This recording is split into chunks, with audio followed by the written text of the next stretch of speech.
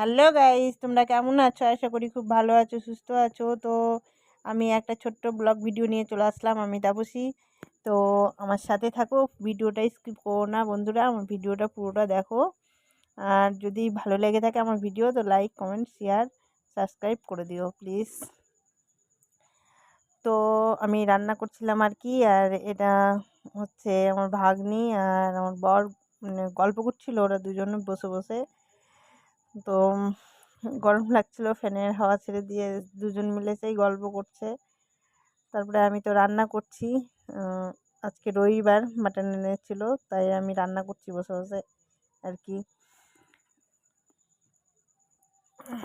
তো আমি কি বলছিলাম যেন ভুলে গেছি, মনে নেই কি বলছিলাম আমার বরকে আমি।